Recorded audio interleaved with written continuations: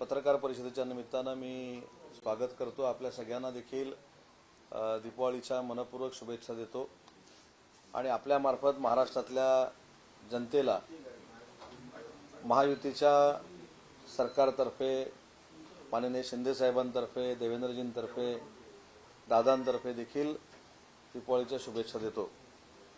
आणि आज पत्रकार परिषदेचं जे आयोजन केलंय त्याचं कारण एवढंच आहे की गेले 4-5 दिवस आम्ही कोकणामध्ये असताना चिपळूणच्या बैठकीमध्ये जे काही मी भाषण केलं होतं त्याचा वेगवेगळा अर्थ लावून महायुतीच्या संदर्भामध्ये जी चर्चा केली जाते त्या संदर्भात खुलासा व्हावा यासाठी या पत्रकार परिषदेचं मी आयोजन केलंय।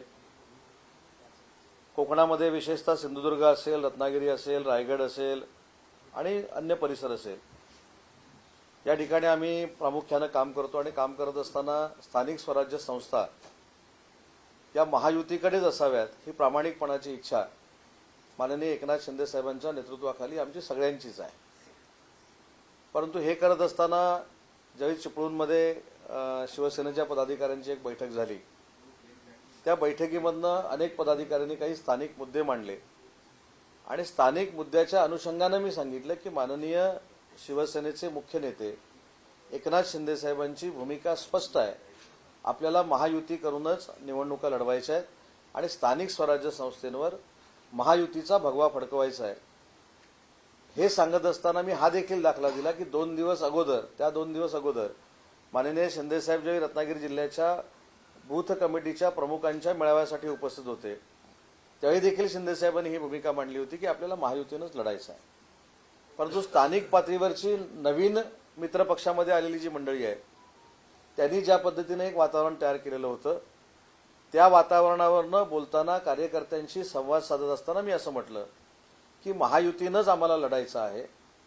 आमच्याकडनं असं कुठचीही वागणूक होणार नाही की ज्याच्यामुळं शिवसेनेचे मुख्य नेते एकनाथ शिंदे साहेबांना त्रास होईल, राज्याचे मुख्यमंत्री देवेंद्रजी फडणवीस साहेबांना त्रास होईल आणि अजितदादांना देखील त्रास होईल असं कुठचंही काम मंत्री म्हणून असेल किंवा शिवसेनेचा पदाधिकारी म्हणून असेल हे आमच्याकडनं होणार नाही। परंतु स्थानिक लोकांना जर खुमखुमीच असेल तर धनुष्यबाण कशा पद्धतीनं चालतो हे दाखवायला आमचे कार्यकर्ते सक्षम आहेत हे त्या कार्यकारिणीमध्ये म्हटलेलं मी वक्तव्य होतं। त्याचा काही लोकांनी विपर्यास केला, त्याच्यामध्ये मग युती तुटली कोकणातली अशा पद्धतीचं काही लोकांनी सांगितलं। परंतु आजही शिंदे साहेबांचे आदेश स्पष्ट असे आहेत की महायुतीनंच आपल्याला निवडणुका लढवायच्या आहेत आणि महायुतीनंच या आपल्याला जिंकायचे आणि भगवा फडकवायचा। परंतु हे सगळं करत असताना प्रत्येक मित्रपक्षांनी समजून घेणं गरजेचं आहे की आपल्यामुळं आपला मित्रपक्ष हा डॅमेज होणार नाही। मग एकामेकाच्या मित्रपक्षातले प्रवेश असतील हे 3 नेत्यांच्या चर्चेतनं झाले पाहिजेत असं माझं शिवसेनेचा पदाधिकारी म्हणून मत आहे। आणि याच्यामध्ये महायुतीमध्ये मिठाचा खडा टाकणारे जर कोण असतील त्यांना देखील या 3 नेत्यांनी एकत्र येऊन खड्यासारखं बाजूला केलं पाहिजे ही आमची सगळ्यांची भूमिका आहे। त्याच्यामुळे महायुतीनंच स्थानिक स्वराज्य संस्था ह्या लढल्या गेल्या पाहिजेत याच्यावर माननीय एकनाथ शिंदे साहेबांनी कधीही कॉम्प्रोमाइज केलेलं नाही, आम्ही देखील करणार नाही। कोकणाच्या बाबतीमध्ये सिंधुदुर्ग असेल, रत्नागिरी असेल, रायगड असेल हे 3 भाग हे तळ कोकणामध्ये येतात। त्याच्यामुळे सिंधुदुर्गामध्ये देखील महायुतीचं काय होतंय हे माझ्यासारख्या कार्यकर्त्याला बघावं लागेल कारण मी संपर्क मंत्री आहे सिंधुदुर्गचा।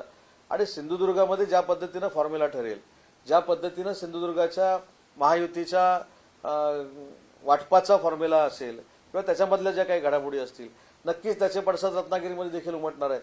त्याच्यामुळे महायुतीनंच आम्हाला लढायचं आहे आणि महायुतीनं लढत असताना कोकणातला कार्यकर्ता म्हणून मी स्वतः शिंदे साहेबांना विनंती केलेली आहे की कुठेही महायुतीला आणि तुमच्या प्रतिमेला तडा जाईल आणि देवेंद्रजींच्या प्रतिमेला तडा जाईल असं वक्तव्य आमच्याकडनं होणार नाही, अशी वागणूक आमच्याकडनं होणार नाही।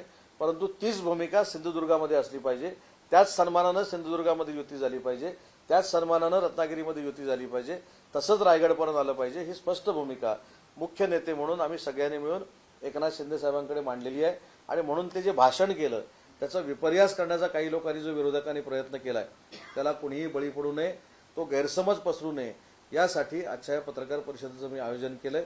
आणि महाराष्ट्रामध्ये देखील स्थानिक स्वराज्य संस्थेमधल्या पंचायत समितीपासून मुंबईच्या BMC पर्यंत ही सगळीकडे महायुतीची सत्ता यावी यासाठी युती असावी हीच शिंदे साहेबांची भूमिका आहे आणि त्याच संदेशावर आम्ही पुढे जातो।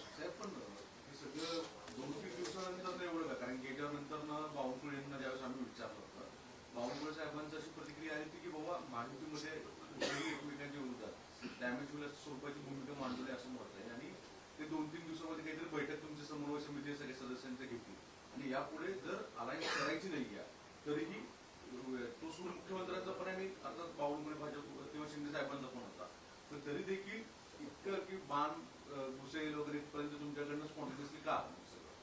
नाही, बाण घुसेल नाही म्हटलं मी. बाण सुटेल नाही, बाण घुसेल हे म्हणजे असं नाही. बाण घुसेल म्हटलं नाही, बाण सुटेल म्हटलं नाही, घुसेल विसेल इकडे तर मी घुसतच नाही. मी असं म्हटलं की धनुष्यबाणाची निशाणी कशी चालेल, म्हणजे शिवसेना कशी चालेल असं मी म्हटलं. आणि घुसवीन घुसवणारे हे वेगळे आहेत, मी नाही. त्याच्यामुळे बाण घुसवीन बिसवीन मी काय म्हटलं नाही. मी असं म्हटलं, आदरानं म्हटलं आणि हे पण म्हटलं पुढे की युतीचे सगळे अधिकार हे शिवसेना पक्षानं माननीय एकनाथ शिंदे साहेबांना दिलेले आहे, तसे भाजपानं देवेंद्रजींना दिलेले आहे, तसं अजितदादांना राष्ट्रवादी काँग्रेस पार्टीनं दिलेलं आहे. माझं सांगण्याचा मतदार त्याच्यामध्ये असा होता की स्थानिक पातळीवरच्या लोकांनी वक्तव्य करून मिठाचा खडा कुठं महायुतीमध्ये टाकू नये. कारण मी आजही, म्हणजे काल मी रत्नागिरीमध्ये होतो, परवा रत्नागिरीमध्ये होतो, या सगळ्या रत्नागिरीच्या दौऱ्यामध्ये मी अनेक पदाधिकाऱ्यांना सांगितलं की आम्हाला महायुतीनंच पुढे जायचं आहे.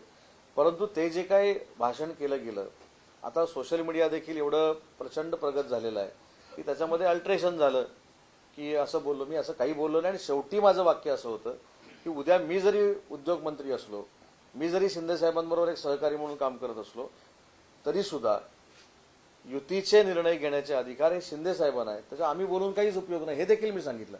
युतीच्या महायुतीच्या बाबतीतला पूर्ण निर्णय हे 3 नेते घेतील, हे देखील मी त्या बैठकीमध्ये सांगितलं. तुम्ही सगळं बोलताय, पण तुमच्याच पक्षाचे दंगेकर तिथे रोज बाण सोडतायत. दंगेकर रोज वेगळे आरोप करतायत, युतीमध्ये खड्यात टाकण्याचं कामही करतायत असे आरोप होत आहेत. आणि सर्वप्रथम पुणेकर म्हणून त्यांनी आता सध्या ट्विट केलंय. ते दंगेकरांशी मी स्वतः बोलणार आहे. आणि दंगेकरांच्या प्रवेशाच्या बाबतीमध्ये ज्यावेळी प्रवेश झाला तेव्हा मी देखील तिथे उपस्थित होतो. प्रत्येकानं महायुतीमध्ये तेढ निर्माण होणार नाही ही दक्षता घेणं गरजेचं आहे.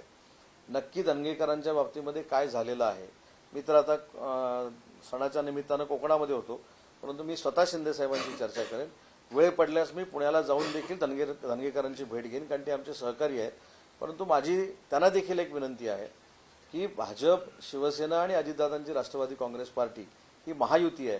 त्याच्यामुळे एकामेकाच्या बोलण्यानं समोरच्याची मनं दुखावतील असं धनगेकरांनी जसं करू नये, तसं बाकीच्यांनी देखील कोणी करू नये, या मताचा मी. हाच मुद्दा आहे की धनगेकर भाजपवरती टीका करताना थांबत नाहीये आणि इकडे गणेश नाईक शिवसेनेवरती टीका करताना थांबत नाहीये. का दोन्ही नेते त्यांना? मी तेच सांगितलं ना, धनगेकरांना जो क्रायटेरिया आहे तोच प्रत्येकाला, तो मला पण असला पाहिजे. म्हणून मी पत्रकार परिषद घेऊन आज खुलासा केला की माझ्या भाषणाचा अर्थ काय होता. मी जे फक्त वाक्य धनुष्यबाण चालेल एवढं म्हटलं तेवढंच दाखवलं गेलं, पण त्याच्यानंतर आणि त्याच्या आधी देखील सांगितलं की महाराष्ट्राचे 3 नेते, महायुतीचे जे 3 नेते आहेत तेच हे निर्णय घेणार आहेत, त्याच्यावर स्थानिकांनी कोणी चर्चा करू नये. तसंच धनगेकरांच्या बाबतीमध्ये जी भूमिका तुम्ही मांडली की धनगेकर एका वेगळ्या पद्धतीनं बोलतायत किंवा ट्विट करतायत, तसं कोणीच करू नये. ना शिवसेनेच्या मधल्या नेत्यानं करू नये, ना भाजपमधल्या नेत्यानं करू नये. आणि म्हणून साहेबांशी चर्चा करून जर मला धनगेकरांची भेट घ्यावी लागली तर मी देखील या 2 दिवसात धनगेकरांची भेट घेणार आहे. पक्षाकडनं काही त्यांना समज दिली किंवा काय असं कारवाई वगैरे? आणि मुळात दंगेकर पार्टी सोडणार आहेत किंवा त्यांच्यावर कारवाई करणार आहे का, आणि या सगळ्या गॉसिप पुण्यात खूप मोठ्या प्रमाणामध्ये सुरू आहे. आता होतं कसं बघा, आता धनगेकरांनी हे बोलल्यामुळं त्यांना पार्टीतनं काढून टाकावं असं काही लोकांचं भूमिका आहे. मग नवी मुंबईचं काय? मला असं वाटतं की समन्वयानं हे घेतलं पाहिजे. इकडं तर गुंडांबरोबर देखील माझे संबंध आहेत, मी असं करतो तसं करतो, हे पण आपण सगळ्यांनीच दाखवलेलं आहे आपल्याला. त्याच्यामुळे मला असं वाटतं की हे संयमाने घेतलं पाहिजे. जसं पुण्यामध्ये चालू आहे तसं इकडच्या परिसरामध्ये देखील चालू आहे. आम्ही सगळ्यांनी मिळून पुढाकार घेतला पाहिजे. मगाशी मी एक वाक्य जबाबदारीनं बोललो की भाजपाच्या नेत्यांनी देवेंद्रजी फडणवीस साहेबांना त्रास होणार नाही अशा पद्धतीनं वागलं पाहिजे. आम्ही देखील वागलं पाहिजे, कारण ते आज महायुतीचे मुख्यमंत्री आहेत. तसं शिवसेनेच्या लोकांनी आमचे नेते, मुख्य नेते एकनाथ शिंदे साहेबांना त्रास होऊ नये अशा पद्धतीनं वागलं पाहिजे, ही आमची जबाबदारी आहे. त्याच्यामुळे मला असं वाटतं की मी म्हटलं की धनगेकरांना जरी भेटावं लागलं तरी मी जाईन, परंतु हा सगळा नियम सगळ्यांना सारखा असला पाहिजे.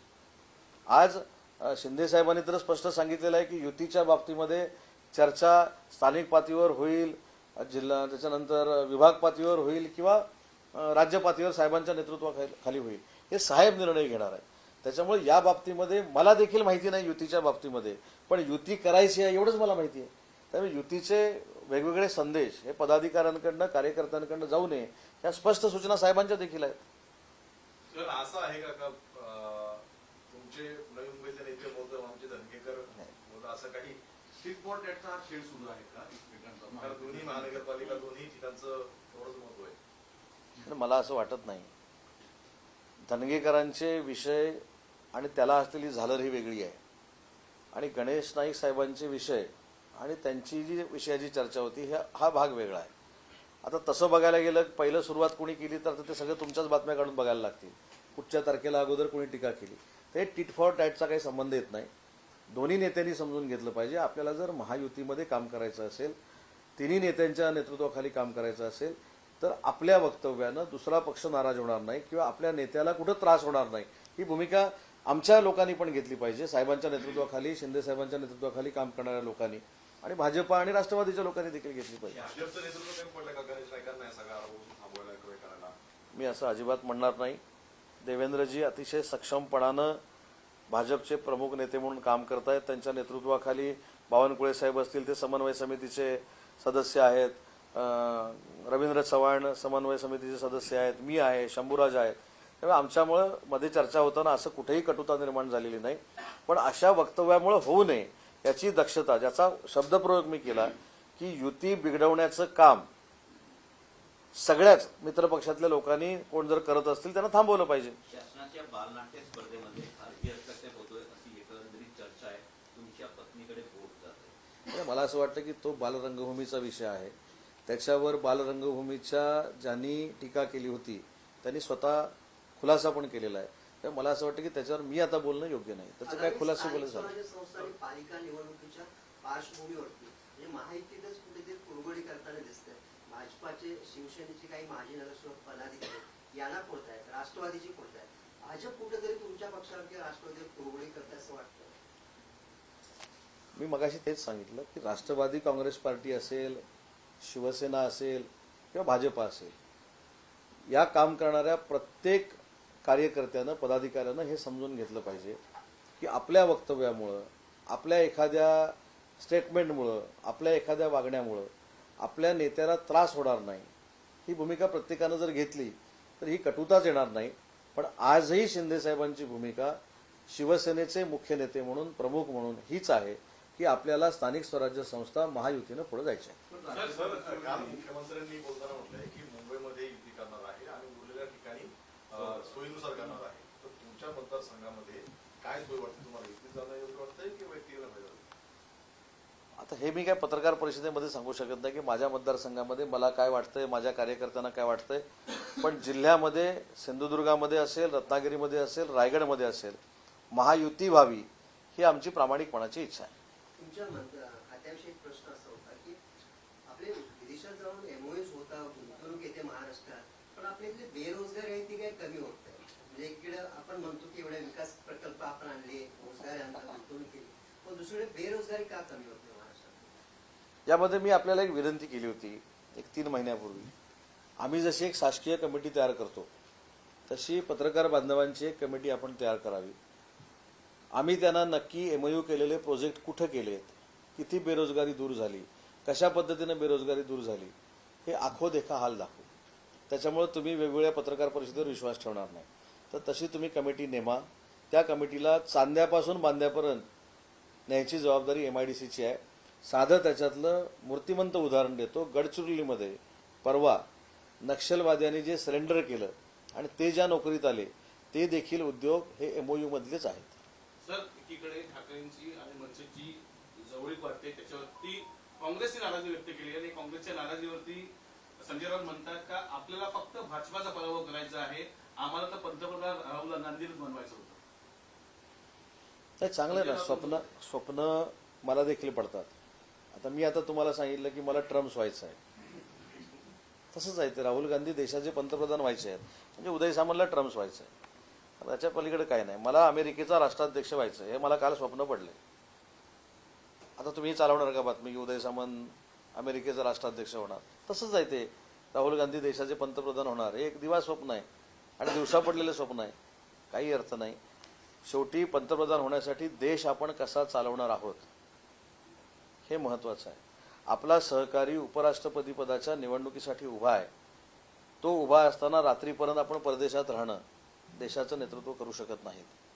आता जर आपण बघितलं तर स्वातंत्र्यवीर सावरकरांवर टीका करायची, सैनिकांवर टीका करायची. हो, ज्या देशाला सैनिकांचं एक आवरण आहे, कवच आहे, त्या सैनिकांवर जर तुम्ही टीका केली तर कसं काय तुम्ही पंतप्रधान बनू शकता? बरं, ते टीका कुठं करता तुम्ही? देशात पण करता आणि देशाच्या बाहेर जाऊन देखील करता. त्याच्यामुळं ठीक आहे, जसं मी सांगितलं की हा या वर्षातला सगळ्यात मोठा विनोद आहे की ते पंतप्रधान होणार आहेत, म्हणजेच उदय सामंत अमेरिकेचा राष्ट्राध्यक्ष होणार आहे. सर, अबू आझमने एक कॉन्ट्रोवर्सी बातमी केली आहे. सरफराज खान जो क्रिकेटर आहे, तो खूप प्रसिद्ध क्रिकेटर आहे, त्याला वगळलेलं भारतीय संघात. तर एक जातीवाचक आहे किंवा त्याच्यामुळे त्याला वगळण्यात आलेलं आहे. असं कोण म्हटलं? अबू आझम. नाही. मोहम्मद अझरुद्दीन भारताचा कॅप्टन होता. शमी, तो आपला बॉलर आहे. त्याच्यामुळे मला असं वाटतं ह्यांचा अभ्यास कमी आहे. मला हल्ली नवीन नावं ती माहीत नाहीत, पण आपल्या संघामध्ये कधीही जातीवाद झाला नाही. सगळ्या जाती धर्माचे चांगले खेळणारे उत्कृष्ट क्रिकेटर्स हे आपल्या टीममध्ये होते आणि म्हणूनच सांगितलं मुस्लिम समाजाच्याच अझरुद्दीननं आपल्या देशाच्या टीमचं नेतृत्व केलेलं आहे. हे देश आणि महाराष्ट्र विसरणार नाही. उद्धव ठाकरे आणि राज ठाकरेंच्या फार गाठीभेटी वाढताना पाहायला मिळतात. काल एकत्र भेटले, आज परत भेटले. ही नवी भेट आहे. परिवर्तनाची नांदी पाहायला मिळते. आता परिवर्तनाची नांदी तुम्हीच म्हटलं तर परिवर्तन आम्ही आता बघतो कधी होतंय ते. ठीक आहे, त्यांची भेट आहे. त्यांची मला वाटतं आज पत्रकार परिषद पण झाली कोणाची तरी, त्यांनी बाईट दिला. नाही, मी सांगतो ना, ती घरगुती भेट होती किंवा काहीतरी घरचा समारंभ होता. राजसाहेबांच्या आईसाहेबांचा वाढदिवस होता. मला असं वाटतं की ह्याच्यामध्ये काय राजकारण आणावं? ह्याच्यामध्ये मनसे राजकारण आणत नाही, युबीटी मात्र आणतं, एवढं नक्की आहे. सर, तुम्ही क्रिकेटची गोष्ट काढली. एमसीच्या निवडणूक आहेत, अनेक जण इच्छुक आहेत, तुम्ही देखील मेंबर आहात. काय म्हणजे काय तुम्ही घडवणार? मुंबई नाही, सूत्र क्रिकेटची हलवणं एवढा मी अजिबात मोठा नाही. माझे काही सहकारी त्याच्यामध्ये सभासद आहेत. माझे मोठे बंधू देखील त्याच्यामध्ये वोटर आहेत. त्यांच्याबरोबर देखील एक चांगला संच आहे. त्याच्यामुळं ज्या काही असोसिएशनच्या बाबतीतल्या गोष्टी आहेत त्या राजकारणाशी निगडीत नाहीत. आणि त्याच्यामध्ये पवार साहेब आहेत, त्याच्यानंतर आशिषजी शेलार आहे, जितेंद्रजी आव्हाड आहेत, आमचे नेते एकनाथ शिंदे साहेबांचा देखील मला सल्ला घ्यावा लागेल, मुख्यमंत्री देवेंद्रजींचा देखील सल्ला घ्यावा लागेल. कारण ही जरी राजकारणातली लोक असली तरी क्रिकेटवर प्रेम करणारी आहेत. त्यांचा एक वेगळा ओरा या संपूर्ण निवडणुकीमध्ये चालतो. त्याच्यामुळे या सगळ्यांशी चर्चा करून आम्ही कुठं जायचं हे आम्ही ठरवू. आणि त्या निवडणुकीच्या अनुषंगाने आजची भेट झाल्याचं सुद्धा कळत आहे. आणि सुद्धा अनेक बैठका पवारसोबत पवार साहेबांसमोर फार मोठा पेच असणार आहे. कारण मी देखील पवार साहेबांची भेट घेतलेली आहे त्यांच्या अगोदर. आता सगळ्यात अगोदर जर भेटला त्याला जर न्याय देण्याची भूमिका MCA मध्ये झाली तर माझंच नाव असेल. असं जर ठरलं की पहिला पवार साहेबांना कोण भेटला त्यानं सुचवलेलं नाव, तर मग ते मी सांगितलेलंच नाव असेल. पण तशी वस्तुस्थिती नसते. शेवटी क्रिकेटमध्ये किंवा खेळामध्ये हे राजकारण बाजूला आम्ही ठेवतो. मी आता महाराष्ट्र क्रिकेट असोसिएशनमध्ये देखील काम करतो. मी अखिल भारतीय नाट्य परिषदेमध्ये देखील काम करतो. मी मुंबई क्रिकेट असोसिएशनमध्ये देखील काम करतो. पण हे सगळं करताना मी IPL मध्ये देखील काम करतो. पण हे सगळं करताना प्रत्येक क्षेत्रामध्ये वेगवेगळी गणित आहेत आणि त्याच्यामध्ये राजकारण कोणच हे करत नाहीत. हे तुम्हाला आठवत असेल की BCCIचे अध्यक्ष शरद पवार साहेब असताना आशिष शेलार साहेब हे कमिटीमध्ये होते. त्याच्यामुळे क्रिकेट किंवा खेळ आणि राजकारण याचं नातं असू नये. आता कबड्डीची देखील निवडणूक होते. आता कबड्डीच्या निवडणुकीमध्ये देखील मी अजितदादांना विनंती करणार आहे की मी देखील क्रिकेट खेळलोय. मी देखील डिस्ट्रिक्टमधनं क्रिकेट खेळलेलो आहे. त्याच्यामुळे मला आता कबड्डी खेळायची आहे. त्यामुळे मला जर कबड्डी असोसिएशनमध्ये सामील करून घेतलं असं मी अजितदादांना देखील विनंती करणार आहे. तुम्ही म्हणाला की क्रिकेटमध्ये राजकारण असतं, मात्र या सगळ्या ज्या निवडणुका होतात त्याच्या बाजूचं कवच जर बघितलं सगळं राजकीय नेत्यांचं आहे. पक्षातीलच तुम्ही दोन नेते जर इच्छुक आहात त्या सगळ्या सर्कलमध्ये जाण्यासाठी, तर तसा संवाद पक्षामध्ये सुसंवाद आहे का? पक्ष आणि खेळ हे दोन गोष्टी आहेत. खेळामध्ये कोण इच्छुक राहावं कोण इच्छुक राहू नये हा प्रत्येकाचा वैयक्तिक प्रश्न आहे आणि ती वैयक्तिक ताकद असावी लागते. ती ताकद जर आमच्या उमेदवारामध्ये असेल तर आम्ही काय इच्छुक राहू नये, पण त्याच्यानंतर आम्ही बसून निर्णय घेऊ ना. तुम्ही मगाशी काय मला म्हटलं की सरनाईक साहेब आणि विहंगजी हे पवार साहेबांना भेटले, पण 4 लोक जे भेटले त्याच्यात सगळ्यात पहिला मी भेटलो. मग जर पहिल्याला आलेला काय ते आपण ज्याला म्हणतो पहिला आलेल्या माणसाला प्राधान्य, तर माझा क्रम लागतो. त्यामुळे सगळे आणि पवार साहेबांचं त्यातलं योगदान मोठं आहे. म्हणून मी सांगितलं सगळ्यांचीच नावं घेतली की शिंदे साहेब असतील, पवार साहेब असतील, देवेंद्रजी असतील, आशिषजी असतील, अजिंक्यजी असतील, सध्याचे अध्यक्ष, सगळ्यांशी चर्चा करून निर्णय घेऊ. पवार साहेबांकडून या प्राधान्याची अपेक्षा आहे का?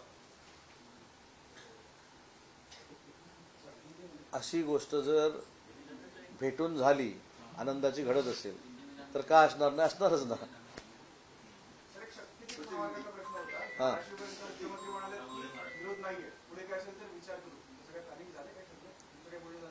हा देखील महाराष्ट्र शासनाच्या दृष्टीनं अतिशय ड्रीम प्रोजेक्ट आहे. त्याच्यामुळे शेतकऱ्यांना विश्वासात घेणं आणि शेतकऱ्यांना विश्वासात घेऊन काम करणं ही सरकारची प्रायोरिटी आहे. आणि त्याच पद्धतीनं स्वतः माननीय देवेंद्रजी आणि MSRDCचे चेअरमन आणि मंत्री स्वतः साहेब असल्यामुळं, एकनाथ शिंदे साहेब असल्यामुळं त्याच्यावर नक्की मार्ग निघेल. आणि हा ड्रीम प्रोजेक्ट जसा समृद्धी महामार्ग पूर्ण झाला तर शक्तीपीठ देखील पूर्ण होईल.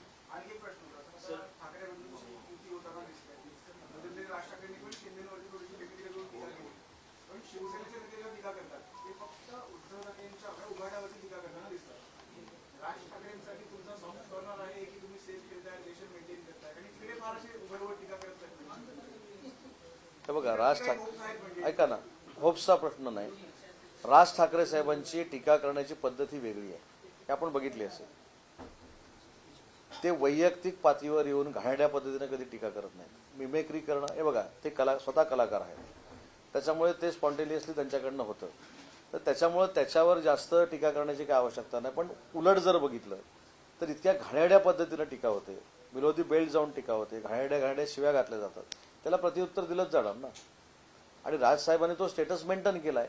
राजकारण आज बघा ना, राजसाहेबांचे संबंध सगळ्यांशी चांगले आहेत. राजसाहेबांच्या असलेल्या पक्षातल्या लोकांशी देखील चांगले आहेत आणि राजसाहेबांकडनं पक्ष सोडून गेलेल्या लोकांशी देखील चांगले आहेत. जसं पवार साहेबांच्या पक्षामध्ये मी काम करायचो राष्ट्रवादी काँग्रेस पार्टीमध्ये, आणि राष्ट्रवादी काँग्रेस पार्टी मी सोडल्यानंतर आजही मी हक्कानं पवार साहेबांकडे जाऊ शकतो. याला पॉलिटिकल संस्कार असं म्हणतात. आता काही लोक पक्ष सोडून गेल्यामुळं ते भारत पाकिस्तान सारखंच करतात, त्याच्यामुळे त्याला काय करणार. त्याच्यामुळे ती टीका होते. त्यांनी देखील एवढं खिलाडू वृत्तीनं जर घेतलं असतं की मेजॉरिटीमुळे एकनाथ शिंदे साहेब तिथे गेले, उठाव केला, हे जर त्यांनी मान्य केलं असतं तर आमच्याकडनं पण टीका झाली नसती. त्यामुळे राजसाहेबांची टीका ही त्यांच्या स्टाईलमध्ये असते, पण अशी घाणेरडी टीका राजसाहेब कधी करत नाही. छगन भुजबळ हे भाषणामध्ये असे म्हणाले होते की गोपीनाथ मुंडे यांचे खरे वारसदार हे धनंजय मुंडे, तर त्याला तर प्रकाश महाजन हे बोलतात की खरी वारसदार ही पंकजा मुंडे. कुठेतरी तर वारसदारावरून एक राजकारण सुरू झालेलं आहे. ट्विट केलं सर. माझी विनंती आपल्याला अशी आहे की कोणाच्या घरातला कोण वारसदार आहे हे ठरवण्याचे अधिकार मला 100% दिलेले नाही. त्याच्यावर मी काय त्याच्यावर बोलणं योग्य नाही. वारसदार विचारांचा असतो आणि वारसदार हा घराण्याचा असतो. आता आमच्याकडे जर बघितलं तर शिवसेनेमध्ये माननीय एकनाथ शिंदे साहेब हे वंदनीय बाळासाहेबांच्या विचाराचे वारसदार आहेत, प्रॉपर्टीचे नाही. त्याच्यामुळे त्यांच्या घरातला वारसदार कोण आणि विचाराचा वारसदार कोण आहे हे बोलण्याचा अधिकार मला माहित नाही, पण शिवसेनेचा आहे. कारण माननीय एकनाथ शिंदे साहेब वंदनीय बाळासाहेबांचा विचार पुढे घेऊन जातात. फडणवीसांना शिंदे आणि अजितदादा यांचा पक्ष फोडायचा आहे असं संजय राऊतांनी आरोप केला. कुठचं भाकीत खरं ठरलंय मी सांगतोय का? कुठचंही मी तर असं म्हणतो की हे मंडळी बोलत राहिले की आमची महायुतीची मतं वाढतात दर दिवशी, आणि त्यांनी तो अजेंडा जो घेतलाय तो चांगला आहे. त्या अजेंड्यावर त्यांच्या काय असतं, शिंदे साहेबांवर टीका करणं, देवेंद्रजींवर टीका करणं, काय काय बोलणं. ते बोलले की आमची हजारो मतं दर दिवशी वाढतात, त्याच्यामुळे त्यांनी बोलत राहावं, आम्ही त्याचा मनोरंजन म्हणून आस्वाद घेत राहतो.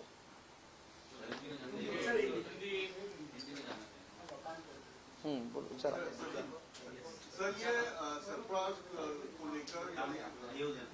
महायुति को भूमिका क्या है स्थानीय नगर निगम और महानगर पालिका को लेकर? जो मुंबई में तो अलायंस होने के संकेत है, लेकिन थाने, कल्याण और कोकण के इलाके में या बाकी जगह पर क्या नहीं, इसमें जो माननीय एकनाथ शिंदे साहब का आदेश हम सब लोगों को है एक पार्टी लीडर करके, वो यही है कि महायुति करके गठबंधन करके ही आगे जाना है।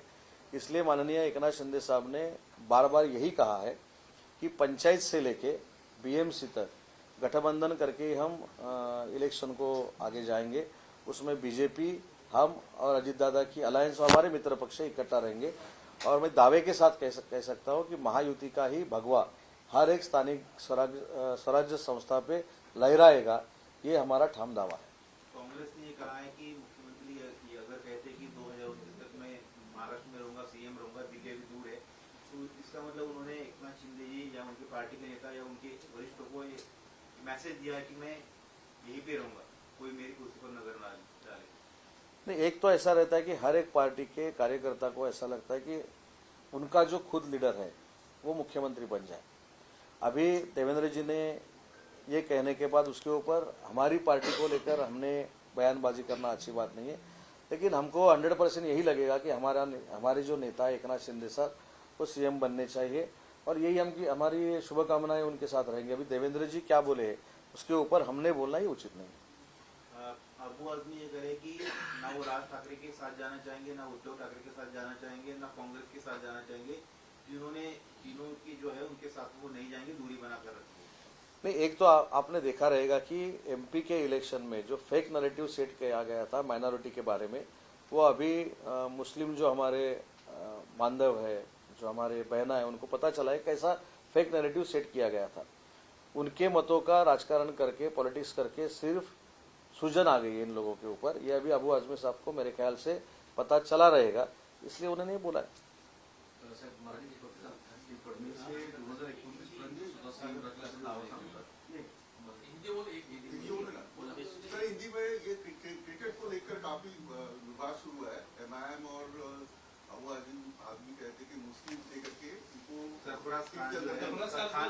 नहीं, ये मैं क्रिकेट से जुड़ा हुआ एक कार्यकर्ता हूं। मेरे ख्याल से आपने ये भी देखा है कि अपने भारत के टीम का जो नेतृत्व कर रहा था वो मोहम्मद अजहरुद्दीन भी था। तो ये ऐसी जात पात धर्म ये क्रिकेट में नहीं आता। जिसके पास टैलेंट है, जिसका परफॉर्मेंस शीट अच्छा रहता है, जिसका परफॉर्मेंस अगर बॉलर रहे, बैट्समैन रहे, फील्डर रहे अच्छा रहता है, उसको ही एंट्री दी जाती है। जो अपोजिशन है महाविकास आघाड़ी, उनमें कहना है लोकल बॉडीज चुनाव को लेकर दरार दिखाई दे रही है। कांग्रेस के जो लोकल नेता है, मुंबई कांग्रेस के जो नेता या दूसरे, वो कह रहे कि हम अकेले के बलबूते पे चुनाव लड़ेंगे। समाजवादी पार्टी अलग होने की बात कर रही है, तो आपको क्या लगता है? नहीं, अभी देखो ना, कांग्रेस वालों को एक सवाल मेरे ख्याल से आगे जाके राज साहब पूछेंगे कि स्वतंत्रवीर सावर जी को आप गालियां क्यों देते हो। वैसे कांग्रेस वाले भी राज साहब को एक सवाल पूछेंगे या उद्धव जी को एक सवाल पूछेंगे कि जो मुस्लिम है या अमराठी लोग हैं उनको मारना, उनके ऊपर अन्याय करना, इसका रीजन क्या है, इसका जवाब क्या है। ये तो होगा ना अलायंस करते वक्त, तब देखेंगे पक्का क्या होने वाला है वो। बीजेपी और शिवसेना में स्थानीय कुछ जगहों पर नेता झगड़ रहे, दंगेकर हो या फिर गणेश नाइक हो, ऐसा क्यों हो रहा है? मतलब एक दूसरे के खिलाफ इतनी टीका। नहीं, सबने संयम से लेना चाहिए, क्योंकि अपनी जो लीडरशिप है, यानी शिंदे साहब है, देवेंद्र जी है, उनको कोई भी तकलीफ नहीं हो, यही हमारा बिहेवियर होना चाहिए। इसलिए मैंने ये कहा कि अगर धनगेकर साहब को जाके मिलना है तो मैं शिंदे साहब के साथ बात करके उनको भी मिलने जाऊंगा, लेकिन अलायंस में बाधा निर्माण हो ऐसा कोई भी वक्तव्य नहीं होना चाहिए। इससे मैं 100% सहमत हूँ। ठाकरे ब्रदर्स की मुलाकातें काफी बढ़ गई है, आए दिन रोजाना मुलाकातें हो रही है, कल भी हुई थी।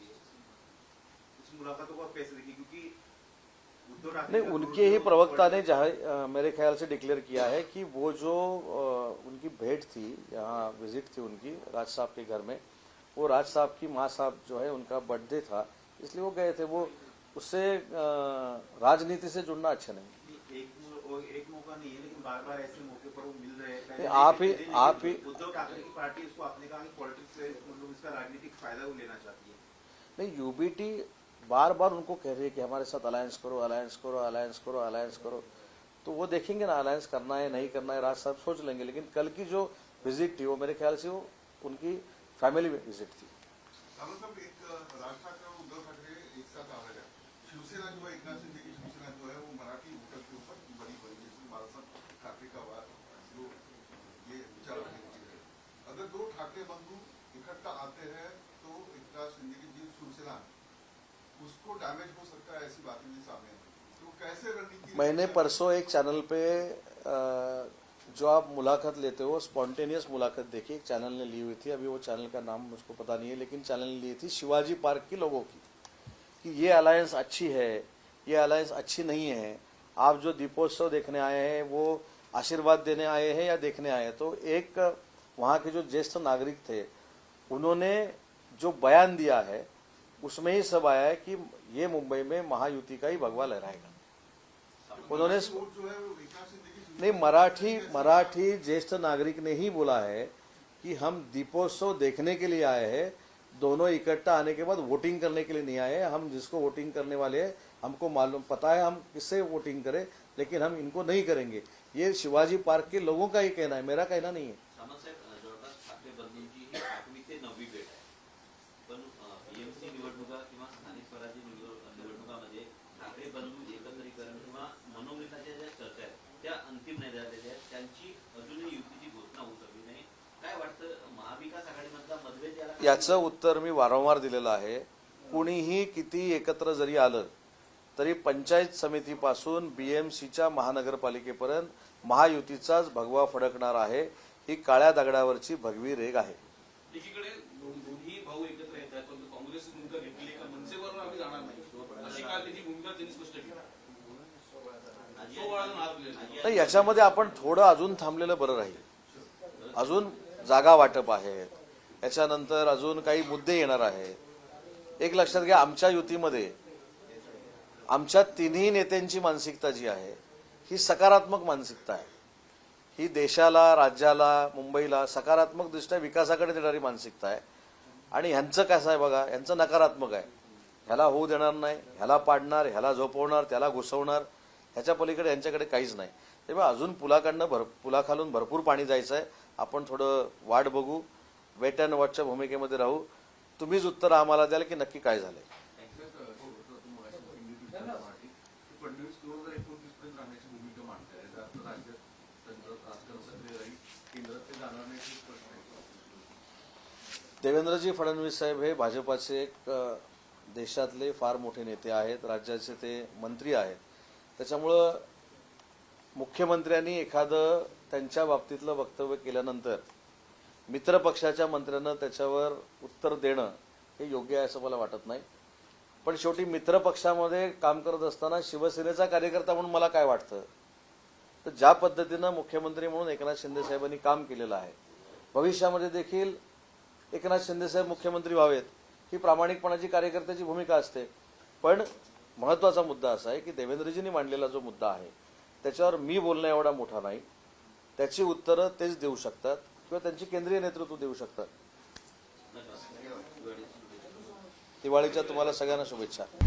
आता isakal.com आहे देशातील नंबर 1 ची मराठी न्यूज वेबसाईट। प्रत्येक अपडेटसाठी isakal.com ला नक्की भेट द्या।